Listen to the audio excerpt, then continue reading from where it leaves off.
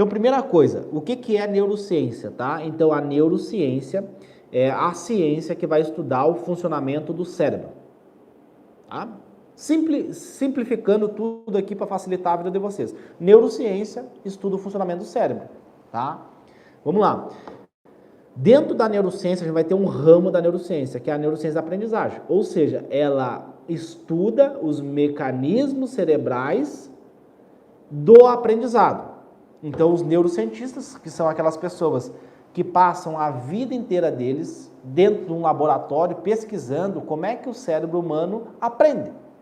Desde lá da época das cavernas, né? Como é que o ser humano foi aprendendo? Porque se tu pegar hoje, por exemplo, para subir um prédio, você tem a engenharia, você tem os livros de engenharia, você tem os softwares, você tem toda aquelas ferramentas para você construir. Mas imagina como é que era antes, quando não tinha livro, quando não tinha conhecimento, como é que foi construído a engenharia, como é que eles levantaram prédios, como é que eles levantaram castelos, como é que foi desenvolvendo? Uma pessoa tinha um problema, que era construir uma casa, né? Não existia casa, então morava nas cavernas, e eles queriam desenvolver uma casa, criar um abrigo ali, né? E aí foi desenvolvendo esse conhecimento. Depois veio a matemática, veio a questão dos ângulos, veio a geometria, veio a física, foi vindo a ciência, as ciências foram nascendo. Então imagina que o cérebro humano, ele desenvolveu essas habilidades, né? A gente, ao longo dos anos, né, dos milhares de anos, a gente foi desenvolvendo essa habilidade de aprendizagem. Para quê? Para adquirir conhecimento, né? Adquirir esse conhecimento através da aprendizagem, guardar esse conhecimento, recuperar ele para mim poder contar para outra pessoa depois e passar esse conhecimento de geração em geração. E além disso, né? Além disso, eu poder resolver problemas, né? Poderia ser lá a casa, eu quero construir uma casa. Eu quero contar quantas ovelhas eu tenho aqui, né? E foi desenvolvendo a matemática. Então imagina que naquela época não tinha livro, né?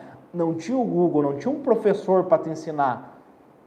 Então era um problema que tu tinha que resolver, né? Então, se a gente pegar do ponto de vista prático, como é que o nosso cérebro ele aprendeu ao longo dos anos? Ele tinha um problema, ele precisava resolver aquele problema, né? Contar quantos carneiros ele tinha, quantas vacas ele tinha, né? Quantas maçãs eles tinham, vamos trocar, eu tenho 5 maçãs e tu tem 2 milhos, vamos fazer uma troca aqui? E foi indo, né? E aí foi se desenvolvendo, né?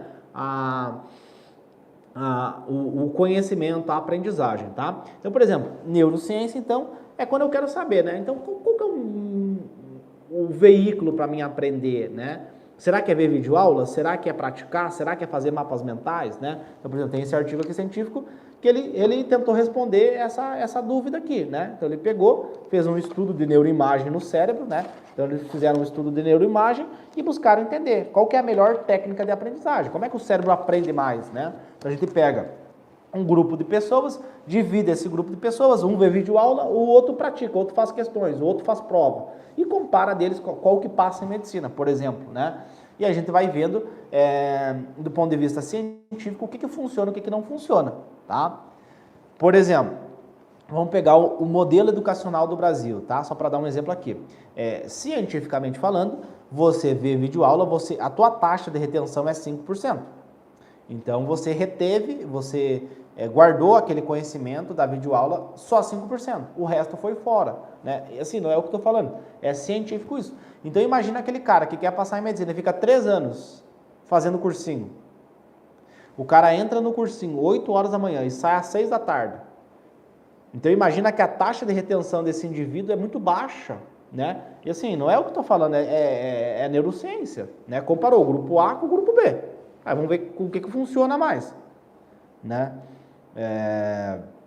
O que é melhor, entendeu? O que é melhor? Então, assim, você precisa entender, 5%, né? Videoaula 5%, beleza.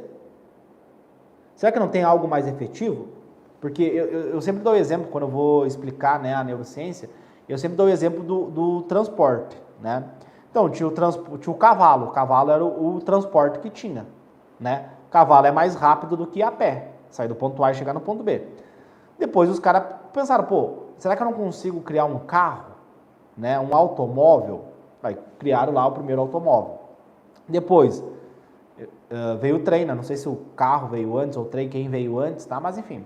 Aí veio o trem, né, onde eu posso levar mais pessoas, o carro é limitado. Aí depois veio o ônibus. Aí tinha um sujeito lá, né? Ele queria, pô, será que só tem esses veículos aqui? Pô, o carro demora demais para me sair do ponto A e chegar no ponto B. Carro é muito demorado, o trem é muito demorado, o ônibus é muito demorado. Será que não tem um veículo mais potente? Será que não tem um veículo mais rápido para mim sair do ponto A ao ponto B? Né? E aí, naquela época, tinha evoluído muito a ciência e o cara foi pesquisar, né? Pô, ele era apaixonado por pássaros, né? Pô, será que se eu criar o avião? Né? Aí os caras criaram o primeiro avião. O primeiro não deu muito certo, o segundo, o terceiro, o quarto, o quinto, e aí veio o avião, que é o meio de transporte, né? O transporte aéreo, que é o mais seguro, o mais rápido de eu chegar no ponto A. Sair do ponto A e chegar no ponto B. A mesma coisa nos estudos, né? Então tinha aquele modelo lá de professor, do sábio, contar histórias, passar o conhecimento, né? E construiu aquele modelo lá da escola, né? Aquele modelo tradicional, onde você vai para a sala de aula, você é inferior, o professor é superior, né? Então o professor está aqui e o aluno está aqui. Então tem essa hierarquia, né? Você não pode falar, você não pode perguntar. Se você tira 0, você é burro, né? Quem tira 10 é bom, então tu vai meio que rotulando a criança, né? E aí tu vai instalando aplicativos mentais na cabeça da criança, a criança vai se desgastando, a criança vai desacreditando nela, vai achando que estudar não é para ela, e aí por isso que o cara acaba lá empacotando sacolas no supermercado, acaba lá entregando jornal, que nem não foi o meu caso, né? Eu achava que eu era inferior, eu tinha um complexo de inferioridade porque eu ia mal na escola. Olha que louco isso, né? E como você tem essa dopamina social, né? Você quer estar inserido num grupo, é prazeroso você ter amigos, né? As pessoas gostarem de você.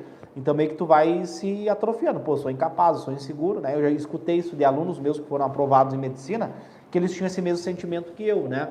Então, a neurociência, ela questionou muito esse modelo de estudo, né? Pô, será que tá certo isso? Será que isso estimula o cérebro, né?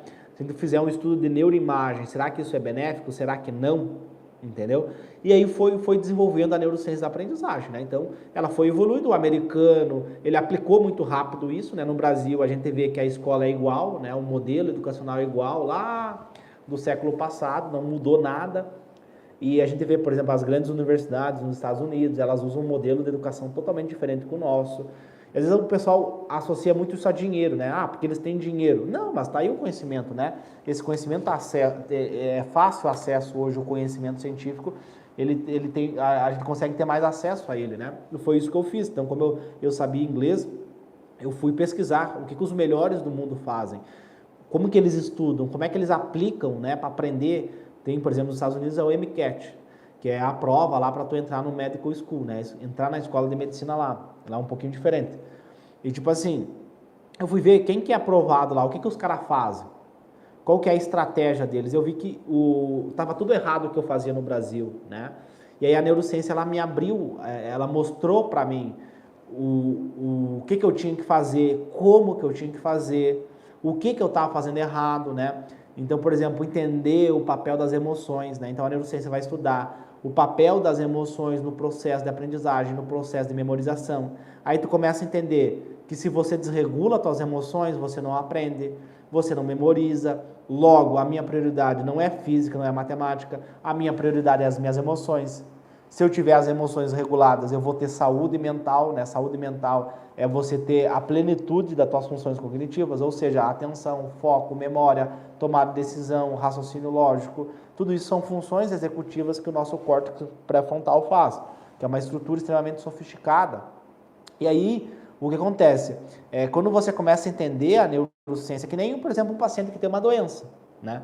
Como é que tu trata a doença do paciente? Você vai para a ciência, você pergunta para a ciência, você vê o que funciona, qual que é o fármaco que funciona para resolver o problema daquele paciente. Né? Não é assim que funciona a ciência?